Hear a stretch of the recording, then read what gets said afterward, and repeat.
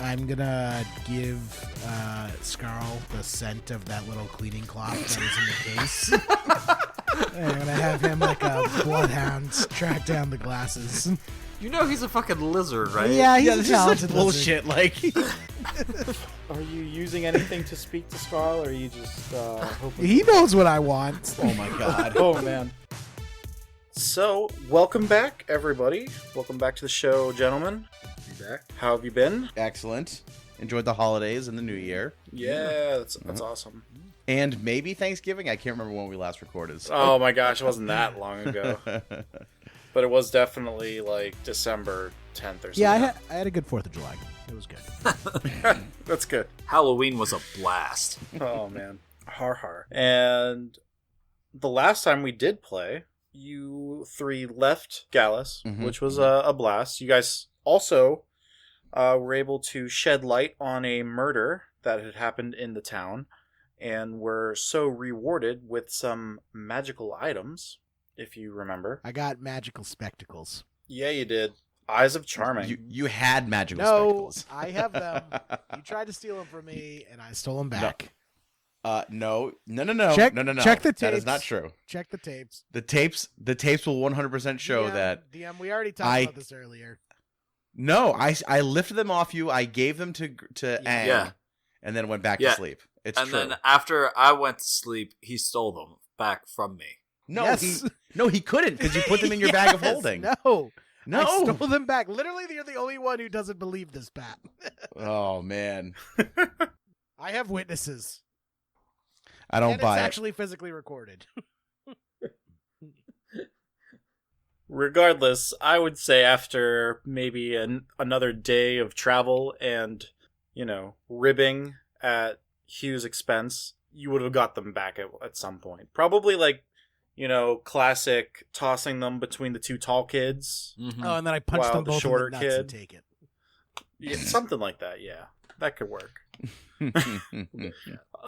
Gris, which item did you get from the sheriff, essentially? So I got this really sweet sword of wounding.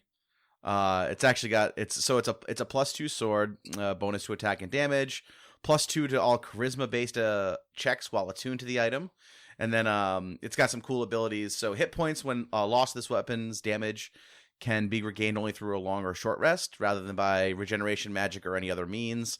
And also once per turn, when you hit a creature with an attack using this magic weapon, you can wound the target. And at the start of each of the wounded creature's turns, it takes 1d4 necrotic damage for each time you've wounded it. And then it can make a DC throw to end the effect, or alternatively, it can make a wisdom saving throw to end the effect of the wounds. So it's actually it's a pretty sweet sword, actually. Pretty awesome. Yeah, it is. Yep. So I assume I cuddle it all night. Do you is like attuning like something you have to actively do, or how does that work? Yeah, I mean, I've played it out where because you have to basically sit there for an hour and just kind of oh, this is going to be my new thing now. Oh, okay. And you can roleplay that out. You could, as you are sitting by the fire every night having dinner with the guys, you can totally have. After dinner, Rub just some oil on it. You're cleaning it. You're getting to know every nook and cranny on it. Yep. Give it a little kiss. Yeah. Peck before I go to so bed. many that's what she said moments right there.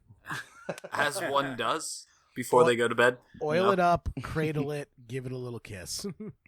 Sick. And Aang, you also got a pretty gnarly Yes, weapon. I You did. had it from the previous session, but you kind of learned what it was all about after attuning to it. Correct. I picked up the mighty warhammer Asmodeus's Sorrow. It's a magical warhammer. Deals a decent bit of damage with a +2 bonus to attack and damage, and +2 to all charisma based checks while I'm attuned to the item. And I went through and got all of my attuning taken care of during my watch for the night, so I was able to kind of take care of that. And there's also something about Tyr's Will. Oh yeah, I can throw it, and it is that what it is? I throw it, or Yeah, you can throw it, and it will kind of act like a javelin. That like it's kind of like Mjolnir, Okay. like Thor's Okay. Yeah, hammer. What did you just call it? So, I know I butchered that. I'm sorry. It's Mjolnir. Yeah, It's okay. Mjolnir. Mjolnir. We can edit that out in post. Mjolnir. Offensive. But yeah, whenever you make contact with it, the target's pushed back 15 feet and takes an additional 3d6 of damage. That's what. Yeah. And all damage is also dealt as force damage. So you're literally like just like knocking somebody out with Tyr's Will. Yeah. So it's pretty dope. Yeah. And you guys also chatted with Chalup. Kind of, she told you that you need to make haste for the Underwoods. The battalion that was sent out has not been heard from, and you're getting the sense of urgency from the Queen directly that you need to make your way. So you had left, and you're now making your way past the southern Thorn Mountains, and you're actually approaching the road to Tree Spire, as it were. It's up to you. If you guys want to go stop in Tree Spire, that's totally fine. If not, you can just keep bypassing that towards the Underwoods. I think Chalup said she was going to try to message you guys again as you were making your way. Yeah, I think I'm trying to remember what we decided to do. I think it was go directly to the Underwoods, correct? I'm pretty sure. Yeah, I think that's what we'll continue. Is that cool with you, Hugh? I guess. I'll allow it. Okay. Hugh allows it, so we're good. We're good, DM. Oh, perfect. Thank the gods. Don't press your luck. Yeah, Hugh's still pretty salty with Sylvanas, which is really weird for a cleric, so it's like a very strange relationship. It's a hate relationship. Yeah, so actually, Hugh, why don't you make a nature check for me? Sick. Oh, fuck. Hold Awesome. on, I can't see it. Oh, okay. Not good. 6. And Jerry rolled a 6. What's your modifier? You have to be, like, pretty decent with nature, right? It's like your jam. Yeah, what's nature under? It's under intelligence. +3, so 9. Okay, so with a 9, you aren't really noticing anything out of the ordinary with the nature that surrounds you. As you guys are traveling, anyways, there's no signs that anything's astray, and it's pretty quiet. You're following the road. You see the occasional 3 or 4 person caravan, moving goods on carriages and stuff like that. It's pretty slow moving, though. You guys are moving at... Are you trying to move stealthily or at like a normal pace? I don't do stealth. Yeah, I'm fine with moving at a normal pace. Yeah, that's fine.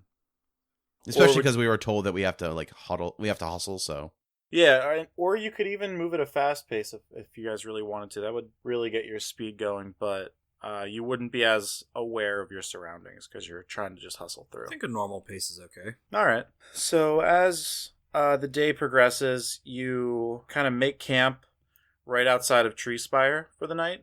There you can see there's definitely more and more people coming through as they make their way into the city of Tree Spire. You see the Ram's Mount at the very pinnacle of the city in the city's center. And you see the light glow of firelight and torchlight as the sun sets.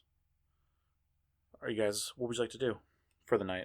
Ang, how do you feel? I kind of want to just keep on pushing through, so maybe it'd be best to just kind of camp out outside of the city for the night and just kind of go from there. I'm fine with that. Knowing us, we'll probably get caught up in something in town, and is that really what we want to do? That's fine with me. Stay outside I'm fine with camping outside the city. I'm gonna make my way inside the city and find an inn. And find An what? inn. Hugh doesn't sleep in the bushes. You just did. Yeah, you slept in a tree. That was a tree. I'm not sleeping. Tree's just a big bush, Jerry. There's a difference. Only slightly. Yeah, I guess make a... I'll just say you do it.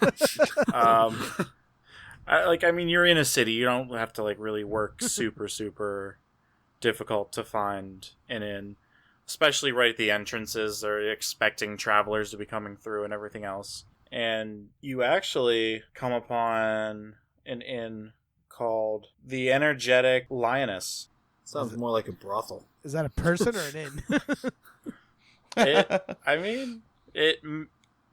Make an insight check and tell me like what you're gonna do to like kind of inspect this place. It's the first place you find. Man, I got it. Yeah, you did.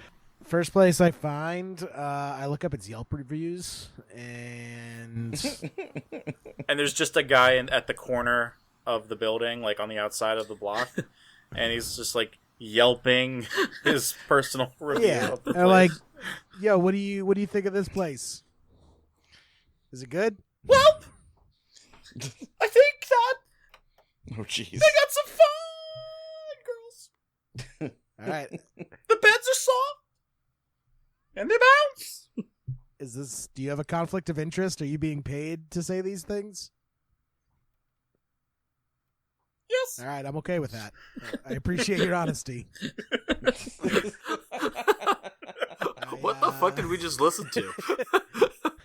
I head in. Oh boy, you head in and you are met with a very lovely looking human woman at the behind the desk of the inn, and she says to you, "Well, welcome to the Energetic Lioness.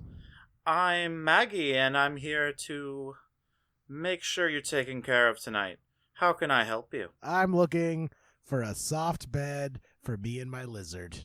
And I just like grab Scarl under the armpits and I just plop him on the desk. Oh, what a cutie. Of course. That'll be 10 gold. 10 gold. And Are these satin bed sheets? What's going on here? they can be. We have a special for that. It's a little bit more. How much is that? 12. I'll pay for the upgrade. Every time. And she takes you upstairs. You hear quite a ruckus in some of the other rooms.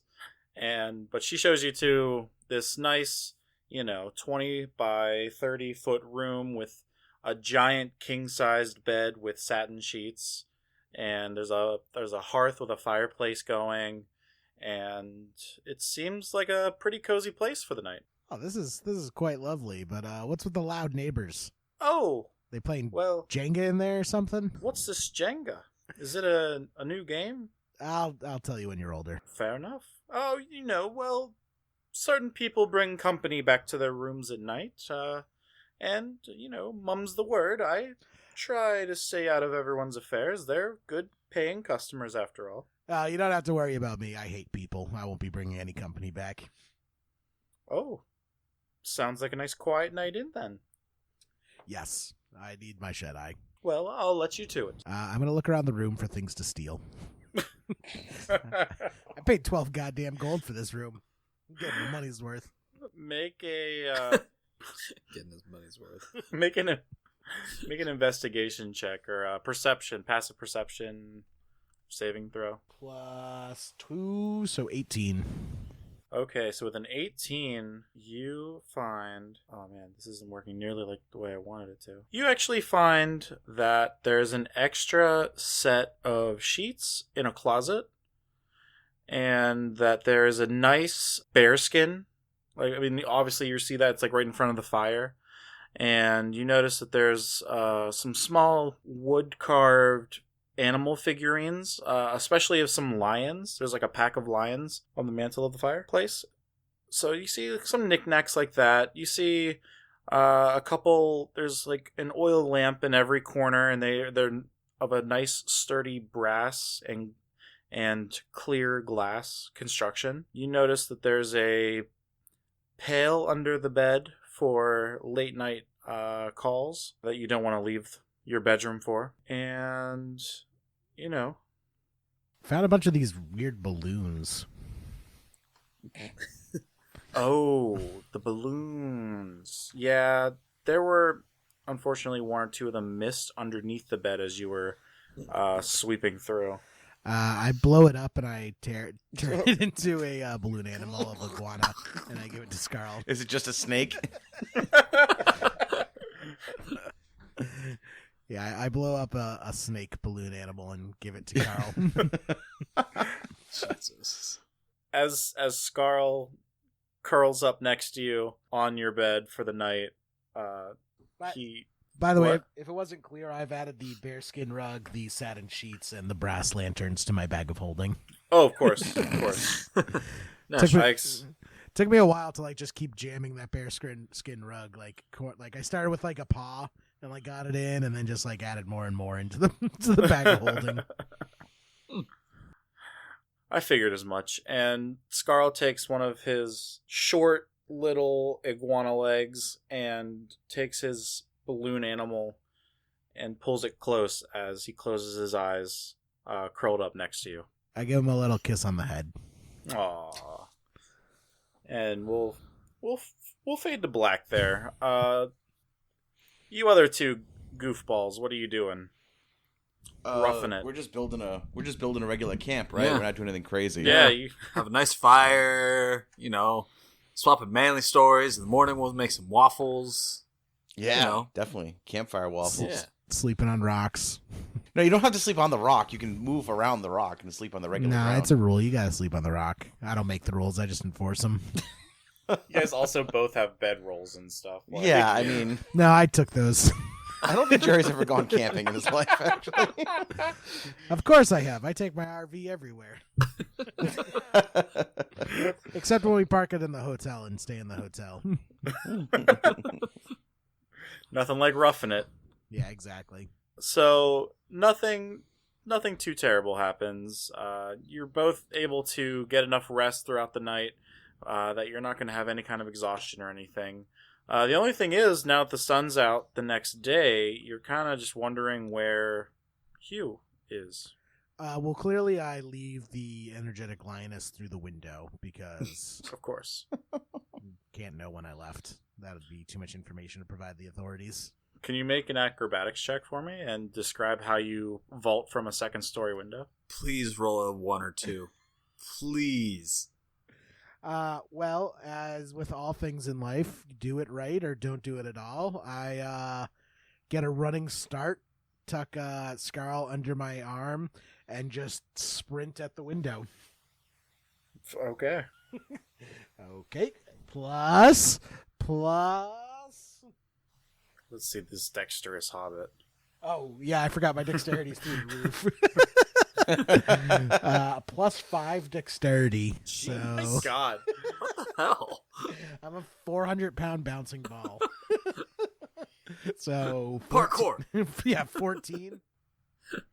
So with a 14, you manage to take one of the extra satin sheets that you stole, kind of wrap it around your shoulders, and jump out the window, and you parachute down perfectly. I tie the knot midair, though. Just Of 'cause. course. Yes. And I jump out spread eagle with just the sheet in one hand, and then as I hit peak arc, I tie the knot. and then you're just kind of holding it Mary Poppins style, just floating. Yeah, pretty much.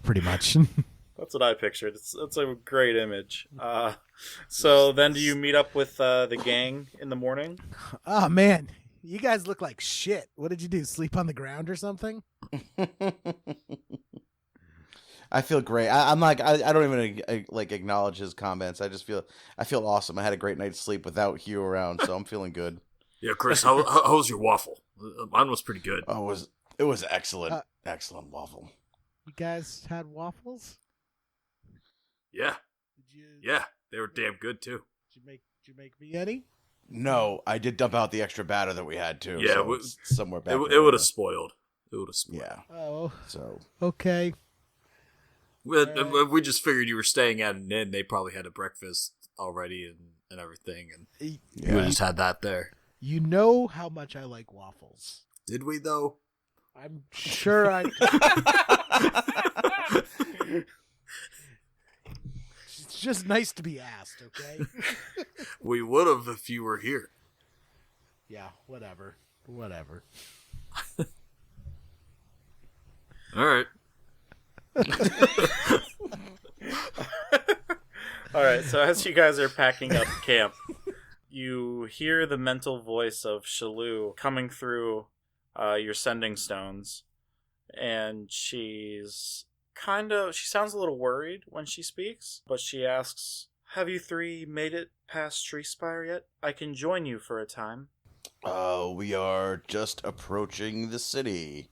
Or I guess we're in the city now? We're passing by now. Wait, Yeah. you already set off? Oh yeah, we're like right outside Tree Spire. We can stop off and meet you somewhere. Hello, Chalup.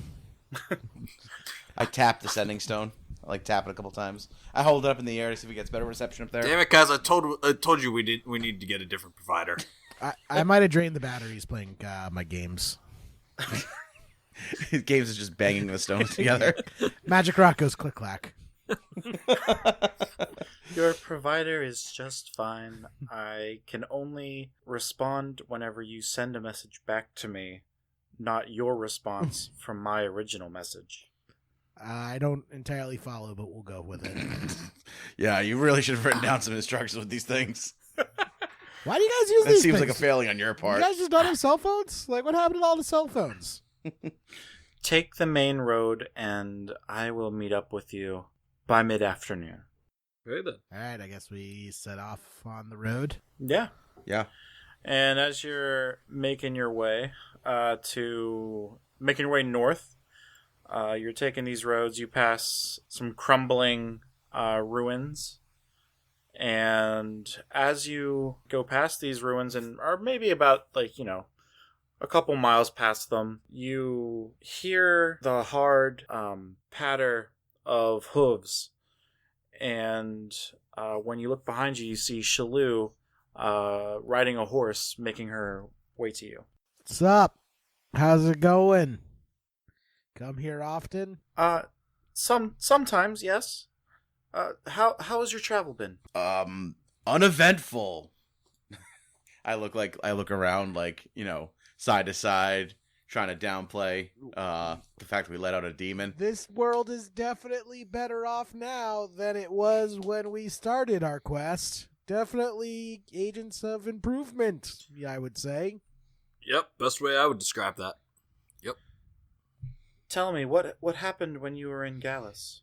All right. Well, okay. So, truth be told, we accidentally released a demon. But we got a sweet ruby out of the deal. Like a small demon. Like Yeah, really small. Yeah. So a demon escaped. Did I mention the ruby though? Yep, that was a ruby. I think Aang has a hammer you should see. Yeah. Do you found a hammer?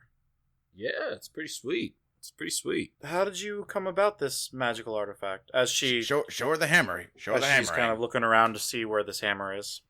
I pull it from around my back and show it to her. It's called Asmodeus's Sorrow. That she takes a knee. That is King Ram's hammer, given to him, as far as I know, by Tyr himself. How did you come upon this? It was lost. Funny story. Grizz, why don't you tell it? All right, so we go into the sunken city. All right, well, let me backtrack a little bit here. There was this guy, Rondell, and he may have paid us to go find his party that was lost in the sunken part of the city. How noble of you. Yeah, I mean, we're getting paid for it, so it's not completely noble, but yeah, it was like a good deed. Like Alan Shaw Feinstein would have been pretty proud. But he was a bad guy. So Rondell turns out not cool.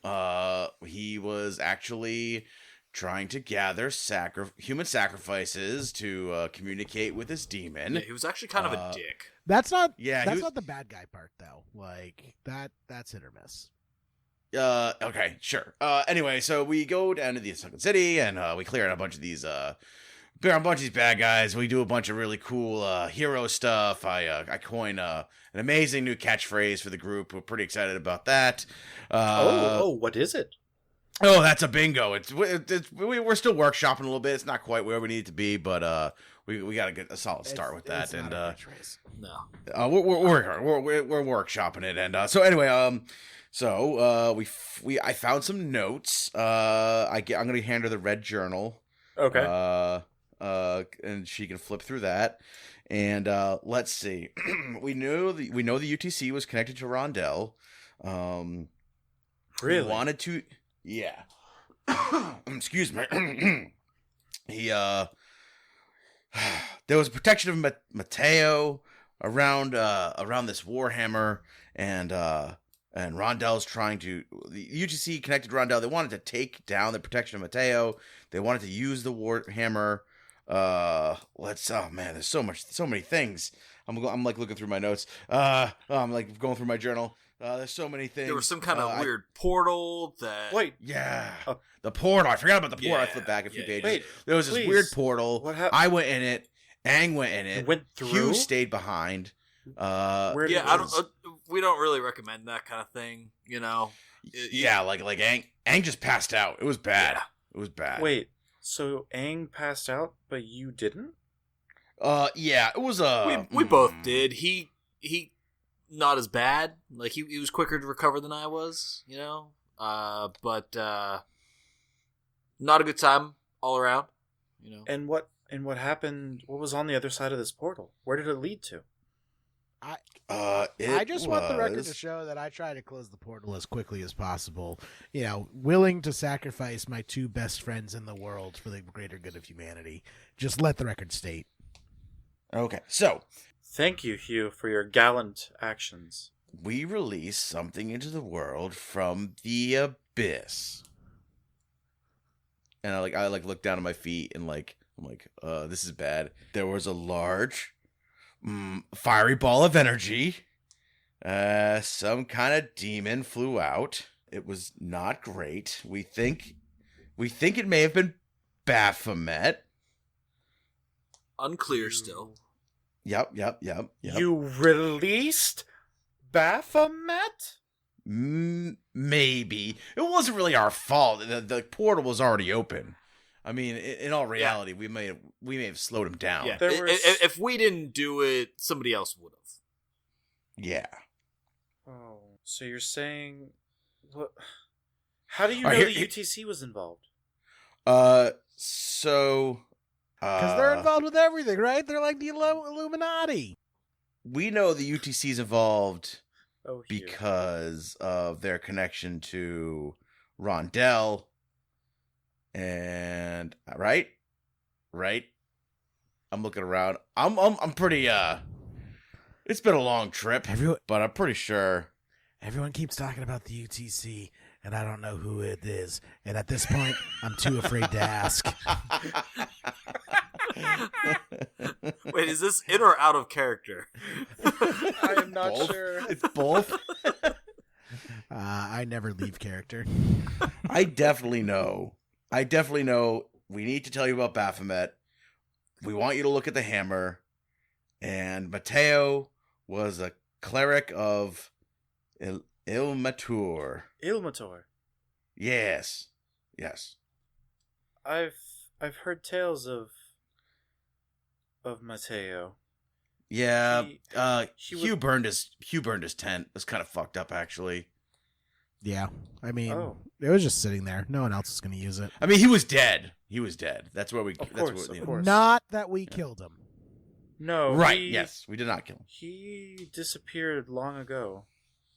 Yeah, he died then, because we found him down there, and I'm just gonna say from context clues, he cast some kind of powerful protection spell over the over that Warhammer, because that's what Rondell was trying to take down, and I think the UTC is connected to that.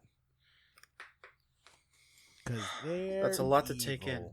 Yeah, it's a lot. I'll have to review these notes. Yeah, I have Rondell's red journal. You should read yes, this. I'll review that, and I'll Yeah. take everything that you've told me into consideration on what could be happening here in the Underwoods. It might be connected. There are abyssal fiends running around terrorizing people. They're trying See, this is why I wanted to meet up with you.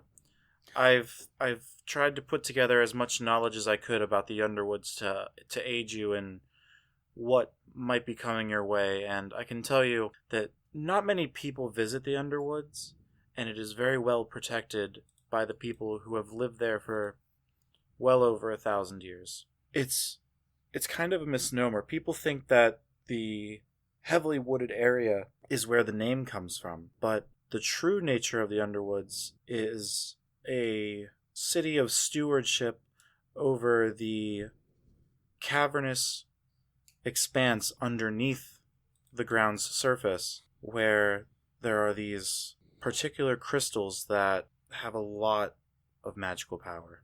And we're worried that somehow abyssal fiends broke through to this plane and are somehow maybe trying to steal the things we're protecting there? I'm not sure. But if you're saying that the UTC is involved, this is just another way of them spreading their chaos and lies. Yeah, the UTC is for sure involved. In Rondell's journal, he does describe working for a woman who claims to be working in the interest of the UTC.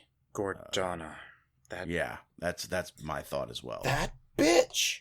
Yeah, she's a total bitch. I agree. What is she at with these games? We must make haste for the Underwoods. Let's continue to travel. You guys don't have horses, huh? Didn't you leave Treespire with horses? Yeah, what happened to our horses? Did we eat them? I don't think we ate them. No, we definitely didn't eat them. Did we leave them? We I guess we could double back. We definitely left them at fucking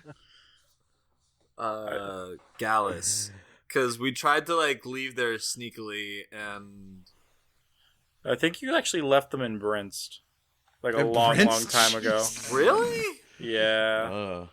That's right. 'Cause there was portals and shit involved. Yeah. Yeah. Man, That's why we don't have horses. I hope Big Sebastian's okay.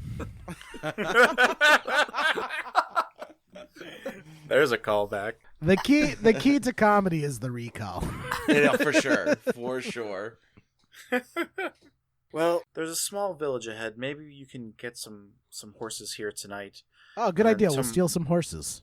And no, we have more than enough funds as agents of the Queen and the monarchy. Yeah, you just say clippity cloppity. Give me that zoppity. Give me that property. I'm not sure of what sort of snake jazz you speak of, Gris, but maybe that will work indeed. Snake jazz? Yeah, I was just gonna let that one go. Honestly, Are we talking about the balloon that Hugh made for? Yeah, I had a for night of his snake lizard jazz right not too now? long ago. Hugh, you have to know that is not a balloon. That's a lambskin. Aw, You. thanks. I'm really glad you appreciate my craftsmanship and that it's so realistic looking it doesn't even look like a balloon anymore. Anyways, let's see what they have at this village of Dewdrop. And you guys make your way over to the village of Dewdrop. It's honestly like a 5-building village. There's, what you can see from the outside as the sun is starting to set, that there's 5 larger structures. They're all about the same size. You'd guess that they're 2 or 3 room, 1-story buildings, judging by the angles that some of these additional rooms have been built onto the original structures. And there seems to be a couple dwarves walking around outside, splitting some wood and getting some additional wood for the night to burn in their fires. So you see a building on the left and a building on the right, and then beyond that there's 3 other buildings, similar size and style, kind of spread out beyond that. Is there any, are you going to run up to the first person you see, or do you want to see if Chalup can help you out with this, and maybe she can just help get lodgings for the evening and then bring you guys over to it. Like, what do you guys want to do? I'm gonna let Chalup take the lead. She's probably more familiar with this area. I haven't been in country for long, so I feel like she's more familiar with the way this town's laid out. Yeah, my since she knew about it. And my dwarvish is a little rusty, so I don't want to like misspeak and offend. Fair enough. Hugh, do you want to join Chalup in getting lodging for the evening? I think I speak Dwarvish. I mean, You might. I know my character does, but Oh no, I speak Hobbit. Speak. I don't think hobbits have an individual language. I think they just speak common. Yeah, it says so. Languages, I speak Common and Halfling. Oh, okay. Fair enough. I speak Infernal and Orc. Does that help? I don't think in this situation it does. Okay. I mean, you can always try, but it might Nah. do more harm than good. Yeah, I'm not gonna do that. All right. So Chalup goes over to the first building. You three are kind of just looking at your weapons and staring at the ground and whistling, waiting while Chalup sets everything up. And she returns to you and says, These kind people have decided to open up their doors for us tonight, and we will be staying at this first house on the left. Okay. I'm gonna reach my hand out. The person's there, right? Yeah, you see a very jolly looking dwarf. He has like a dark brown beard, and he has kind of like a monk's bald spot on his head, but there's still a little bit going on the sides. Welcome to our humble village. It's been an age since I've seen a tiefling, and I didn't know the Dragonborn wandered this far south. Hello. How are you? Oh, geez. We are looking, and I put my hands like underneath one of my ear, like I'm pretending to sleep, for lodging tonight. Do you understand? Hugh, this was all taken care of already. Yeah, you kill it clearly. I'm gonna reach my hand out and say, "Greetings, friend. My name's Grizz. This is my friend Aang, and I'm gonna like whisper to him like this. He's our special helper. His name's Hugh." I nod Hugh. and I give him a thumbs up. Hugh, that's a strong name. I'm not deaf, you know, though. Thank you.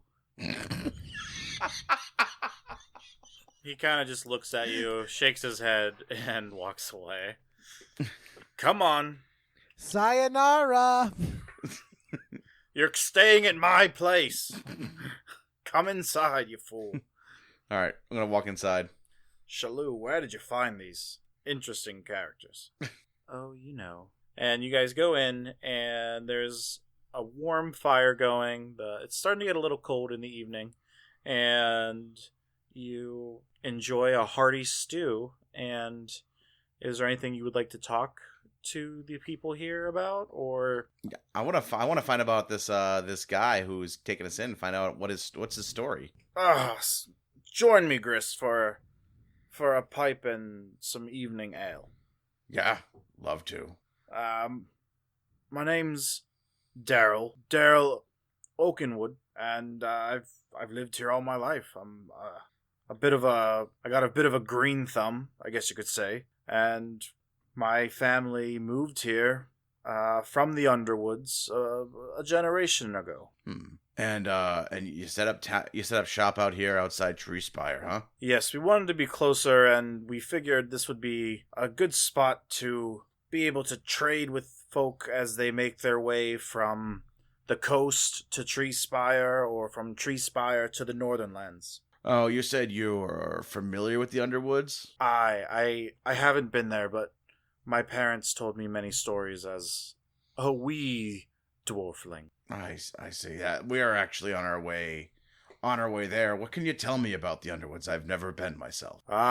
It's glorious. There's a night sky even in the daytime. It's beautiful, absolutely stunning. You see there's a small settling on the top of the earth, kind of maybe twice as big as this very village itself. And most of that is not even housing. It's all trading posts and different stores and things like that. The real people of the Underwoods live underground. In the background, I just lean over to one of the other dwarves and I'm like, "What do you call a psychic dwarf on the run? A small, medium, at large. Get it?" You get very hearty belly laughs from everybody, and like even Daryl like stops talking to Grissom to hear the joke, and he lets out like a hearty laugh, and then he starts coughing because he was like midway through like smoking his pipe. You can see why we keep him around. He's a funny one. Yeah, he's something, all right. Well, if you're not happy, which one are you?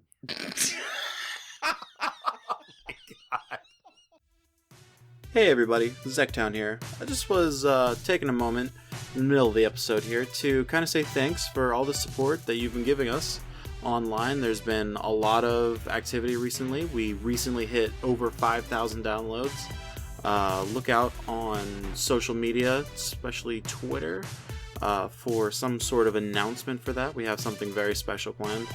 And, you know, we just want to keep the ball rolling. We've seen so much awesome stuff this year, even though there's so much crappy stuff going on. And we just have one small request. If we could please get like 5 minutes of your time, leave us a review on iTunes, subscribe on Spotify, anything helps, really. It helps us reach more people and just bring a little bit more happiness and laughter to the world. So, thanks again, and enjoy the rest of the episode. Oh my god. Well, listen, friend, you know, is there anything we need to know when venturing into the Underwoods, where I believe we're looking to stomp out some kind of threat to the town there? You know, again, I don't really know much about it. Is it mostly dwarven folk we're gonna meet there, or what? Absolutely not. There's very few dwarves there, which is why my parents left. Mostly the gnomes. There are dragonborn. There are gif. And there are halflings that live. Okay. I guess you would be right at home in that place, I guess. Interesting. And, any flora and fauna we should be made aware of? I'm not sure what kind of dangers we might cross in the Underwoods. There's the Underwoods trees, the givers of the starlight crystals. Oh, please go on. I've never heard of such a thing. So that's one of the most beautiful things about the Underwoods. That is also their most precious commodity. Have you ever been in a cave, son? I mean, I've been in a cave before. I can't say I've ventured deep under mountains or anything, but I've been in a seaside cave, you know, once or twice. Well, you know how they have those rocks that hang from the ceiling, the stalactites? Sure, yeah. You know, tight to the ceiling, mite when they're on the floor. Sure, yeah. I just call them pointy rocks, but yeah. Well, instead of stalactites, there are these trees that grow underneath that they're actually closer even to a mineral than it's the strangest, daftest thing. And these trees grow from the cavern ceiling, and they produce these crystals that emit a faint glow about them. So when you look up at the ceiling of the city, of the town, it's like you see an entire starry night sky above you. Wow, that sounds amazing. Aye, and be wary of the nomads. They have many secrets about those crystals. Are the crystals something you can take, or must they stay? They stay typically. I know that the nomads, the nomads, that was their people's name for the longest time, wandering around from place to place. But it seems that most have settled in the Underwoods. These gnomes, they harvest a certain amount of crystals because each crystal takes about 5 years to form. Wow. And they grind up the crystal into a dust, and the dust can be used for incantations, magical workings, Enchantment? maybe an enchantment. It imbues magic into items, and so it's pretty valuable stuff. And my understanding is that it's pretty tightly guarded in terms of the release of this dust into the local and regional economy. I see. What's the name of this dust? Is it something I've heard of before? Have you heard of? I mean, you didn't hear of the crystals before? It's just called starlight dust. Starlight dust. Oh, Okay. we used to call that PCP when I was younger. And where did you come from then? Me, here and there. I've been around. Not 1,000 years long around, but around. Sometimes it feels like 1,000 years. Am I right? You got that. I'm just your average guy from the city that still exists. That name I can't remember right now, but it's fine. It's fine. It's not like everyone I ever knew is dead. I mean, whatever. Because that's totally not what happened. I'm just a normal guy. That would be very unfortunate. It is. I mean, it would be. I'm going to clap our friend on the shoulder and thank him for his hospitality, and then I want to go find Chalup. Chalup is at the other side of the room. You don't have to look hard. I'm gonna walk over to her and just ask her if she's had a moment to peruse the journal and what she makes of it. It appears Gordana was behind this. I thought we already knew that. You're not really adding much to the party here. Well, I'm catching up, Hugh. I apologize. Okay, just don't do it again. Don't you tell me not to do something again. Don't you tell me not to do something. Oh, jeez. Can she curse someone? Can she turn him into a frog or something? No, but she will cast minor illusion, and it'll look like Hugh grows these giant mouse ears, and his nose points out like a mouse's snout. Sick. And that'll last for like an hour. I love it.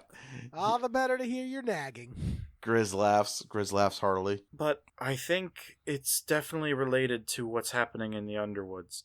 It seems like the UTC is making a move against the monarchy, creating pure chaos, it would seem. And if what you are saying is lining up with these notebooks, you released the soul of Baphomet from his imprisonment that King Ram locked away 1,000 years ago. Yeah, I mean, look, I can't say we're going to take the complete fall from releasing this soul. It seems that many, as you can see in the text, and, if you go happen to venture back into the city, a lot of these steps were taken underway before we even got there. We may have been just there at the tipping point when everything seemed to break to hell. Yeah, it really was just bad timing. Yeah, we it's not like we actually, we didn't release anything. We just wrong place, wrong time. And thank goodness we were there to make sure that the hammer didn't fall into the wrong hands. I feel like we need at least some kind of congratulations for that, right? No, I do not mean to shy away from everything that you've exceeded in terms of my expectations. You handily took care of that situation, and it appears that Gallus has been released of its darkness and of its abandonment of the gods. Yeah, I think for the time being, that place will probably simmer down. But we are, at this moment, looking forward to the Underwoods and I think me and the crew could probably use a bit of a briefing as to what to expect. Well, here's what we know. The surface farmlands have been terrorized by, as you know, the Queen has stated, and because of this, the Great Door has been shut. No one knows what may be happening below the grounds of the Underwoods, but the doors have been shut for weeks now. 2 weeks, in fact, and they haven't moved an inch. No one has been in or out. We are becoming very worried that something underground is, has gotten in some other way.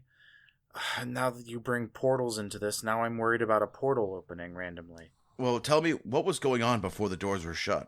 There were abyssal creatures. There was talk of large plant-like fiends, and even some winged fiends terrorizing the farmlands that supply the Underwoods with their food.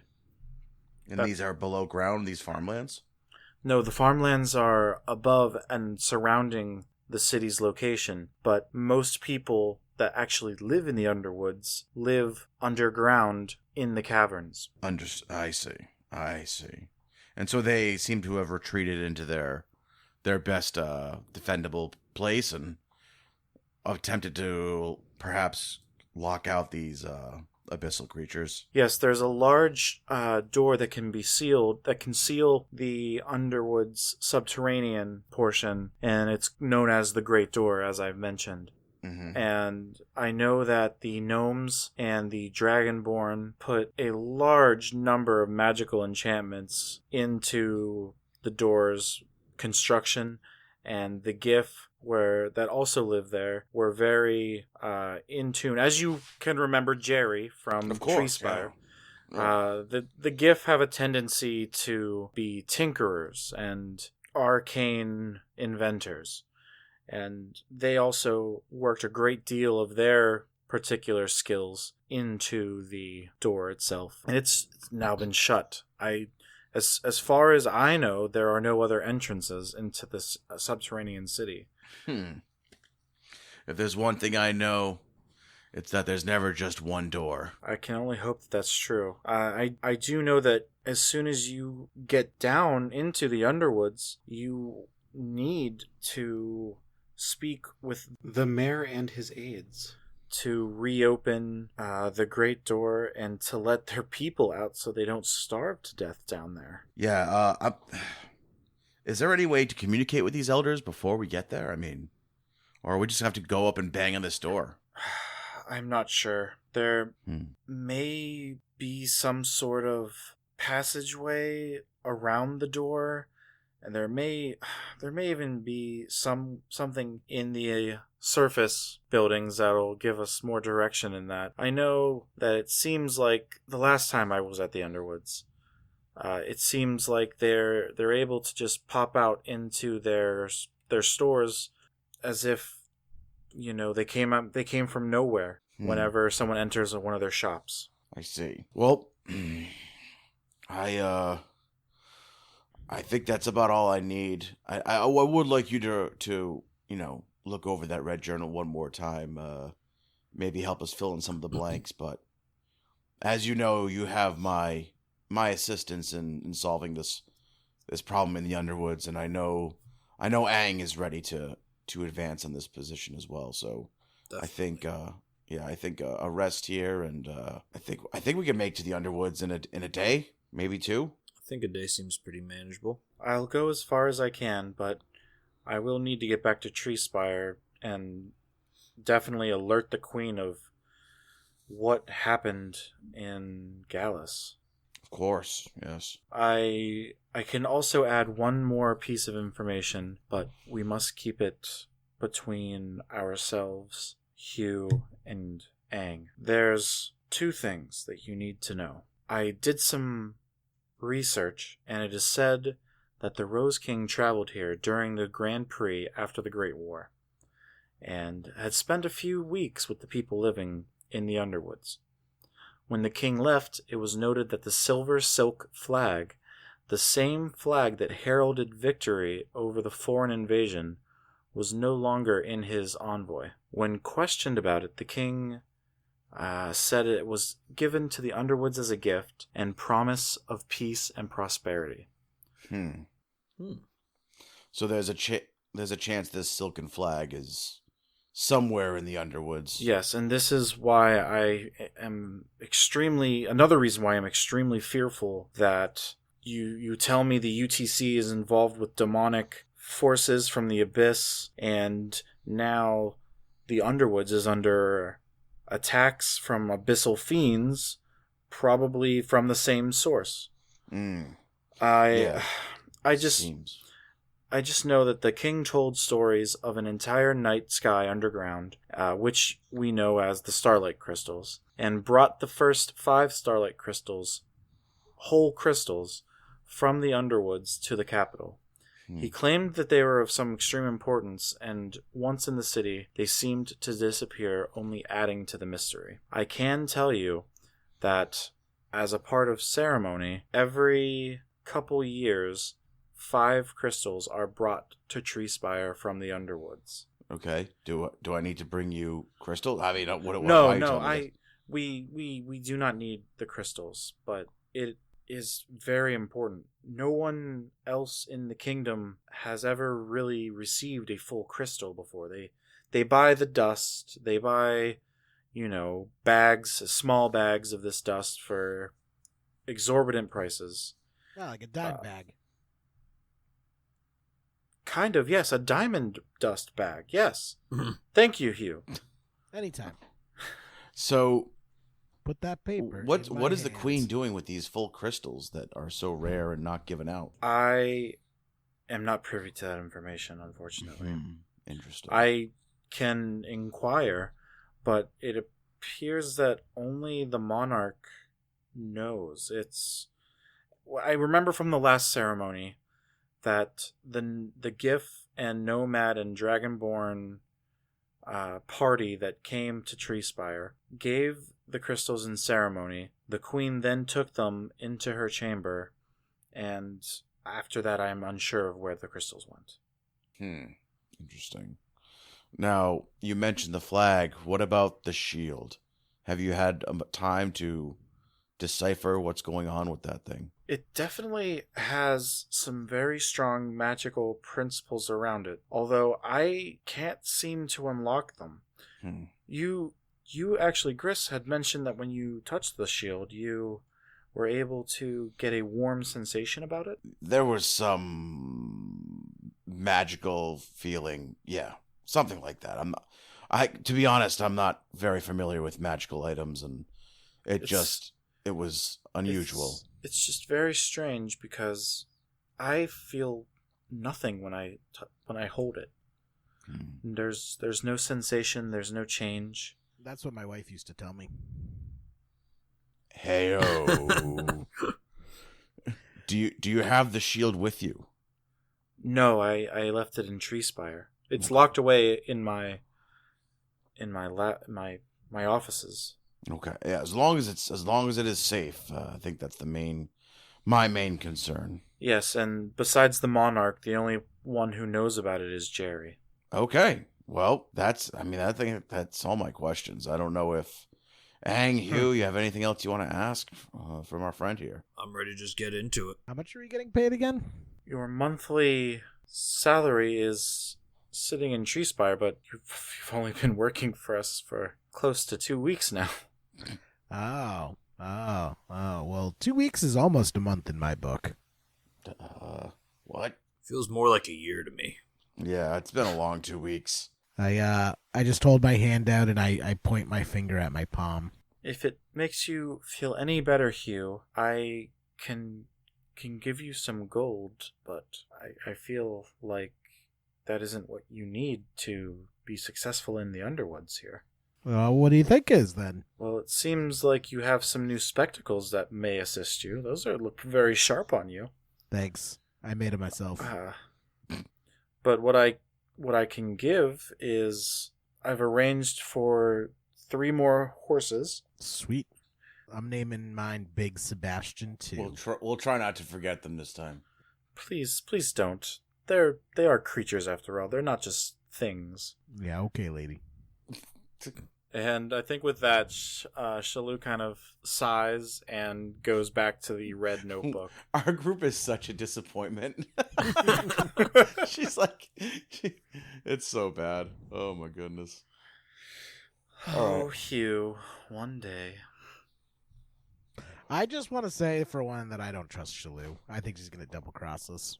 I'm gonna yawn and give Hugh an exhausted look, and I'm gonna look for my lodging for the evening somewhere in this home. They don't have much, but they have opened up several cots. They're used to getting some travelers that stay the night occasionally, but they don't necessarily want to start an inn of their own. They just kind of, if people want to stay, they can stay on these cots, but otherwise, I'll see you on your way. Yeah.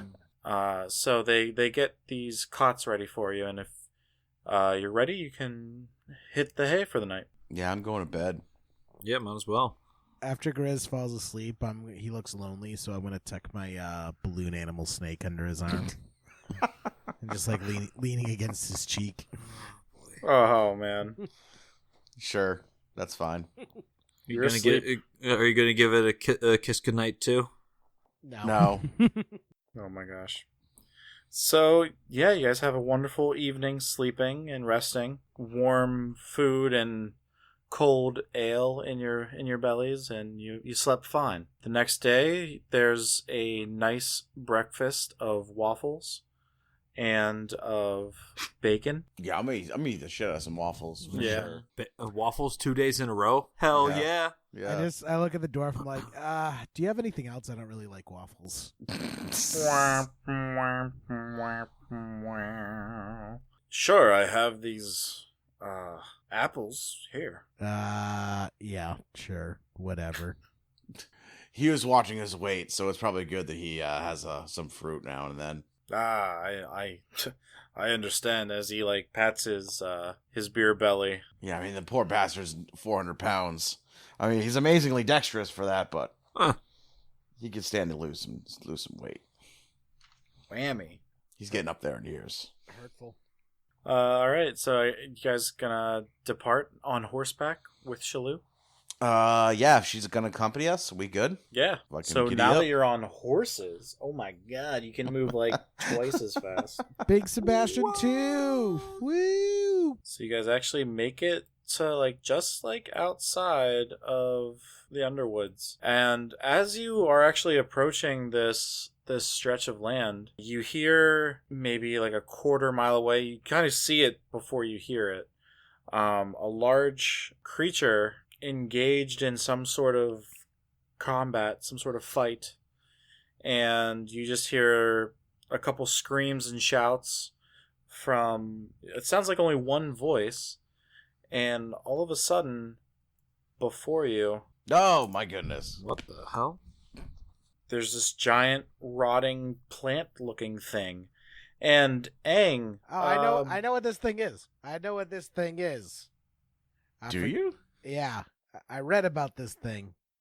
It's like a fungus thing that devours stuff, and it adds its corpses to its body mass, and it grows as it kills things. How do you know about this? I mean, is this Jerry saying this, or is this you saying this? I never am out of character. It's very method of you. actually, Hugh, you would know about this because of your book.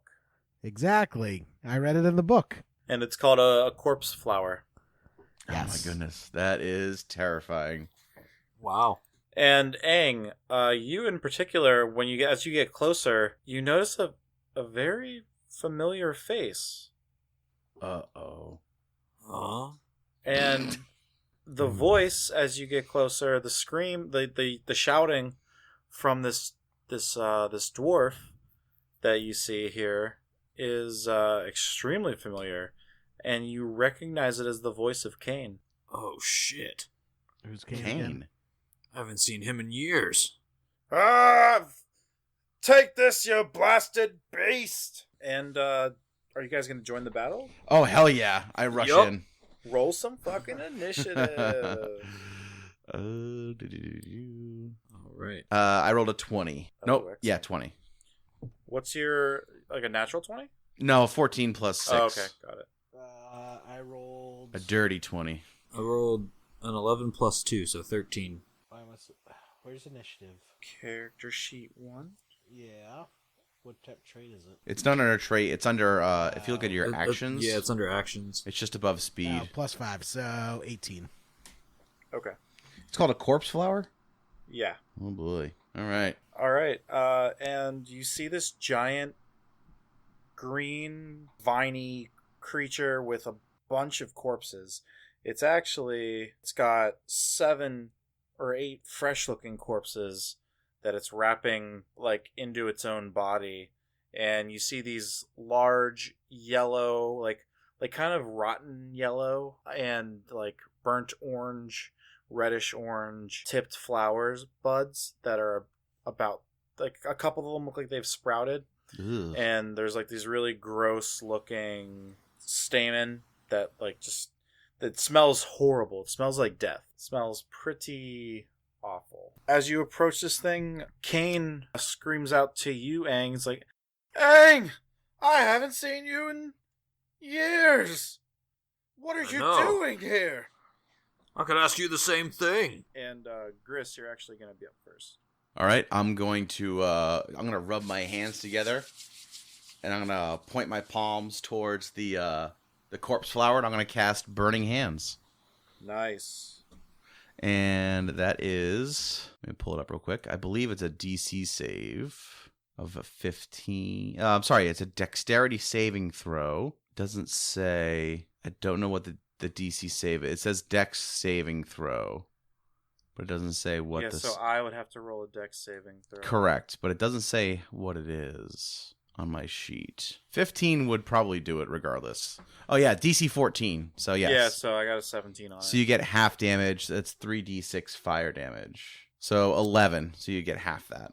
So 5. Dang. And then bonus action. You know, I'm not going to do any bonus actions. I'm just going to end my turn. Okay. And then Hugh, you're up.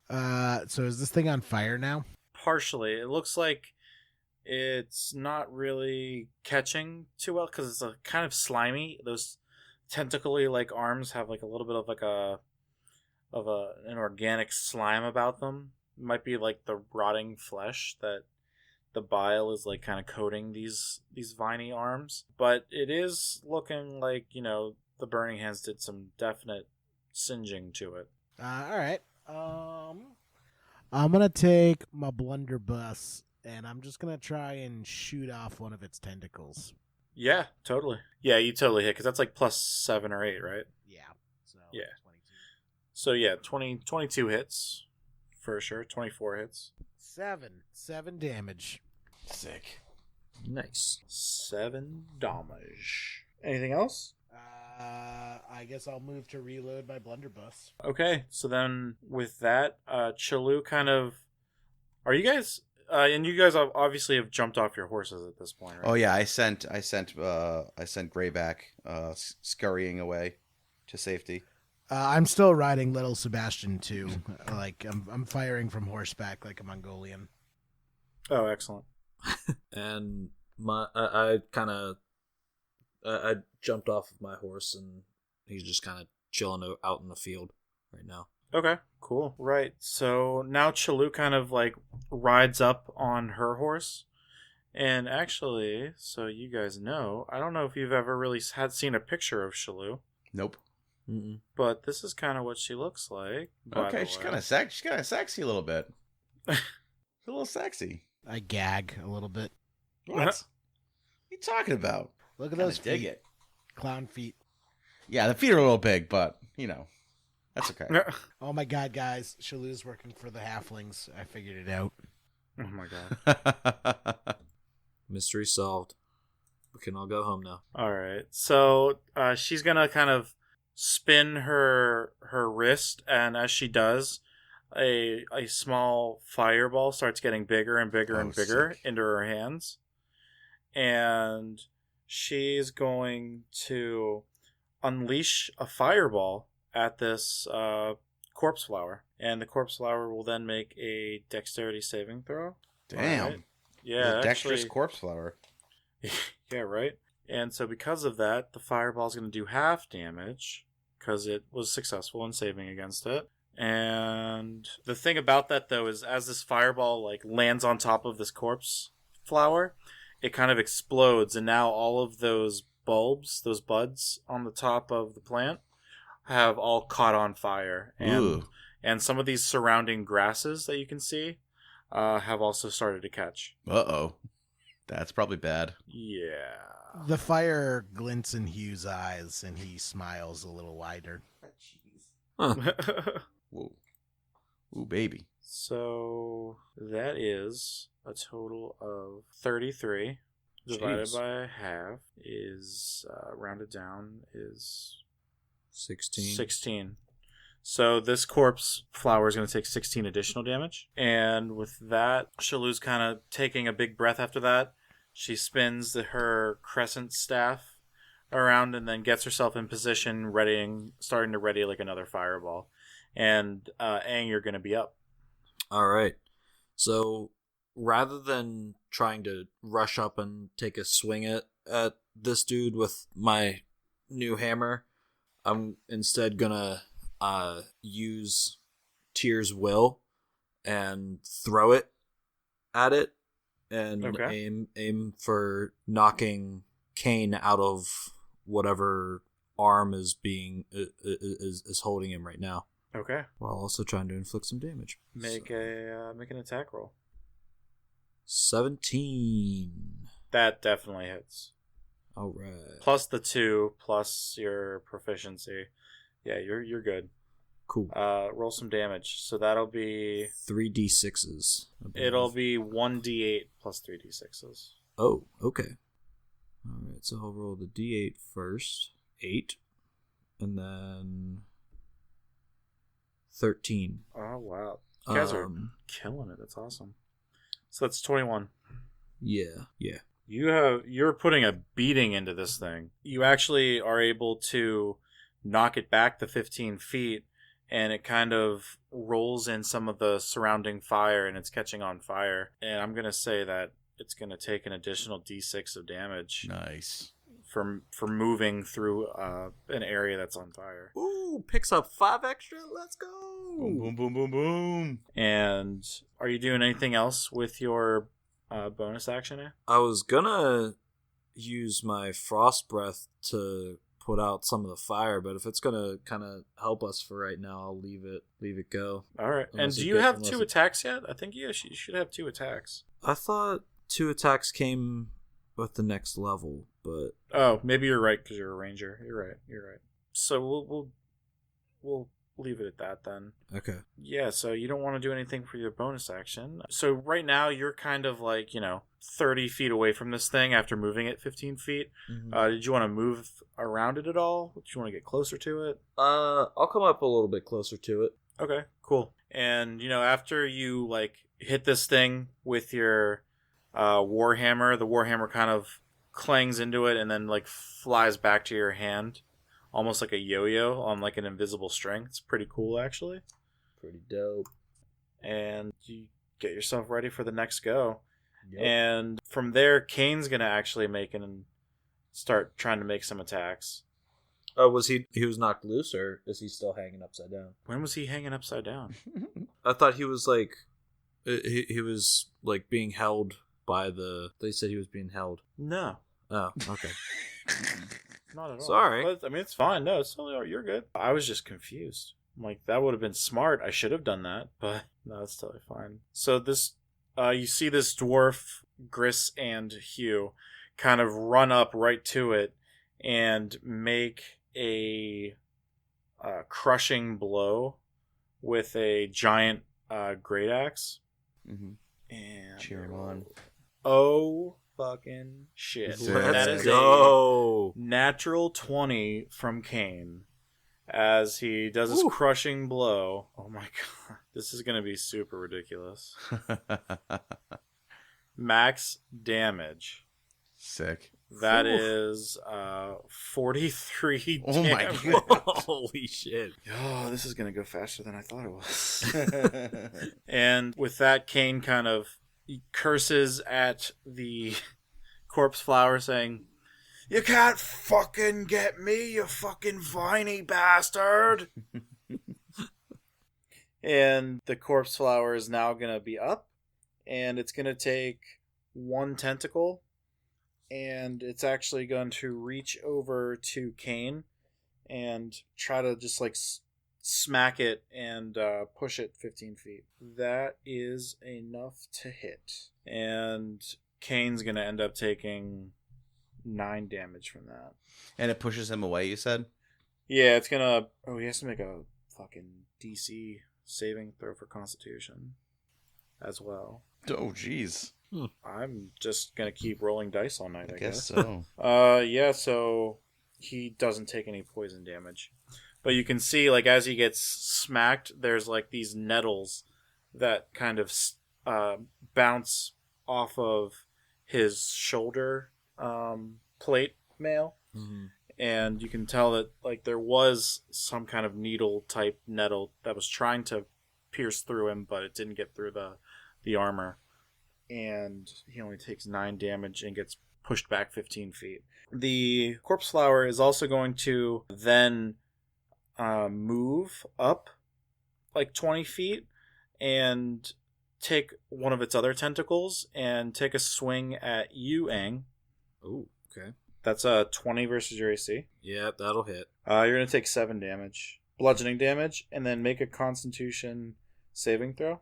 Okay. Oh, damn it. 3 plus 2, so 5. Yeah, that's not enough. You're going to take this much Oof. Ugh. Oh my poison goodness. damage. 46. Yeah, and Gris, since you're actually pretty close too, it's going to take another tentacle Okay. and do the same thing to you. It's going to try to smack you really hard. Okay.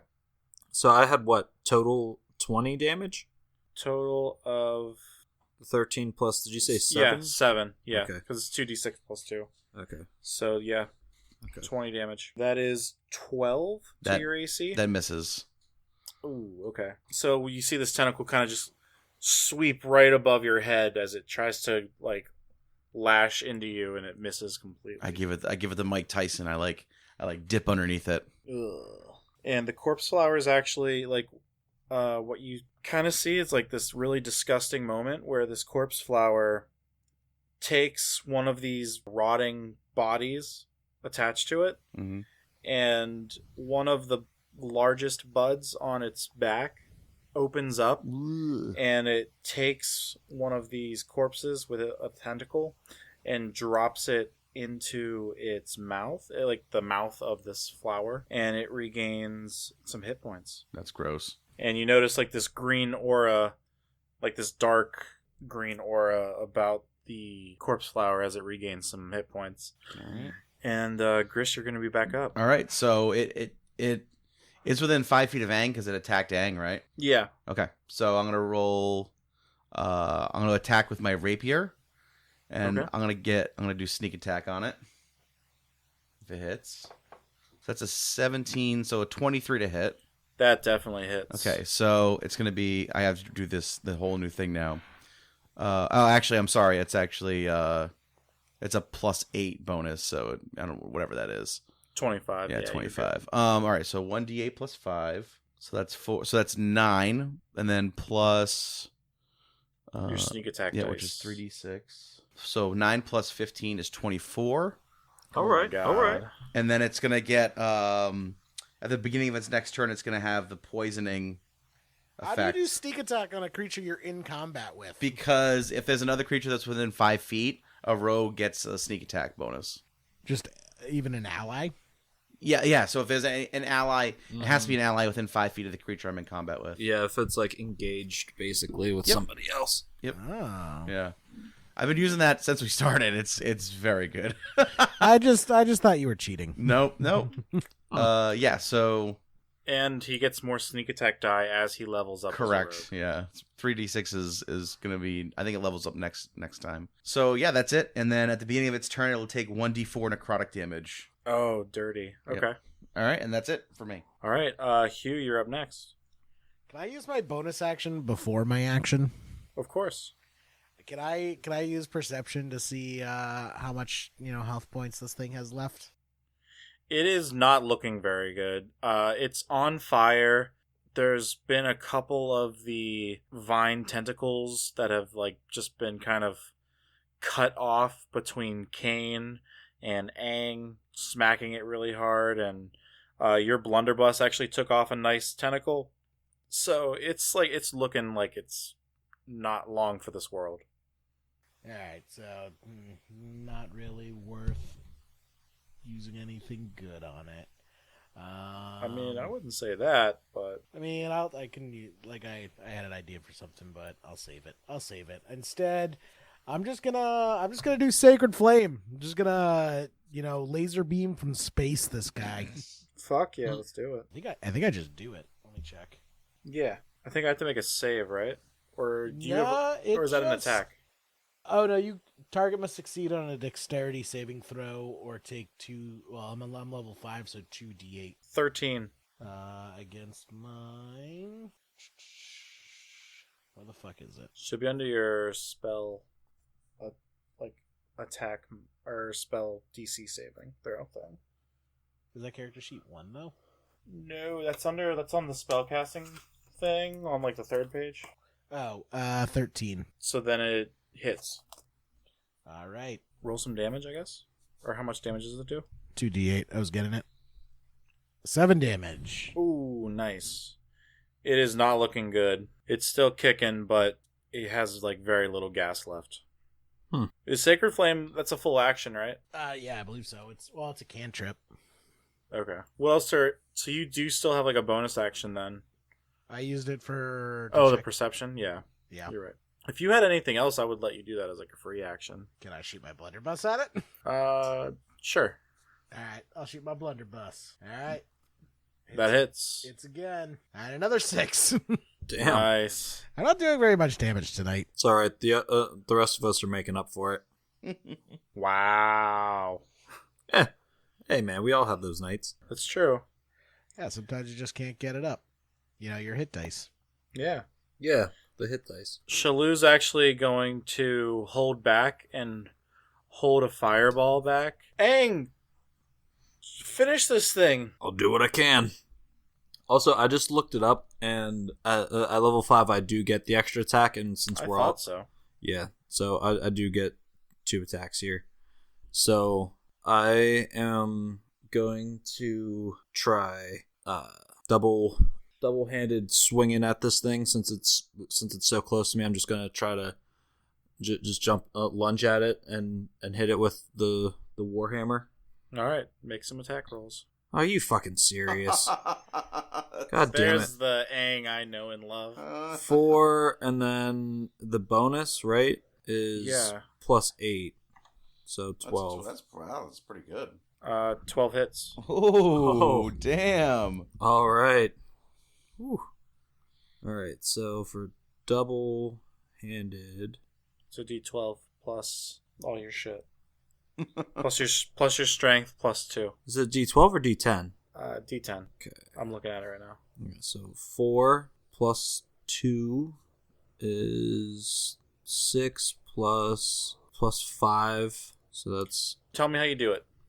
Yeah. I kind of slide underneath. I kind of go underneath it almost, and just kind of swing up, and just kind of knock it square up. Almost if it had a chin somewhere, just kind of it would be almost right under the chin, and just knocking it completely backwards, and just KO kind of thing. You gotta Nice. say it. You gotta say it. No, That's a bingo. take a seat.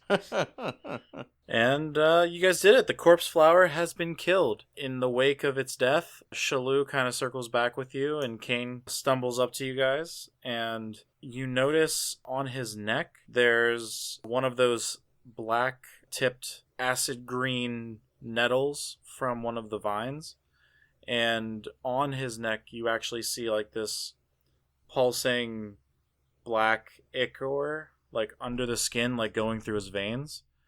And he like walks up and then all of a sudden just kind of collapses into your arms, Aang, and that's where we're gonna stop. Ooh. Damn. He's gonna be a zombie. We're gonna have to kill him. I don't know. Sorry, Aang. Shit, man. All right, I'm gonna stop my recording. All right, me too. Oh shit, we were supposed to record.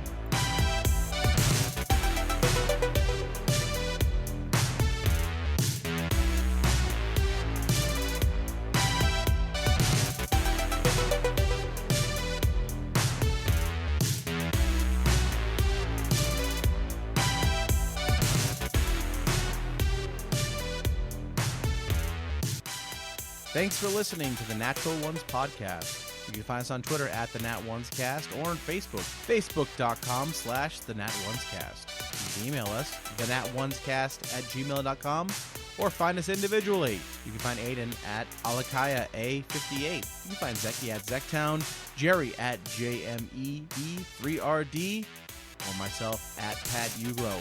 Thanks for listening, and is that another natural one?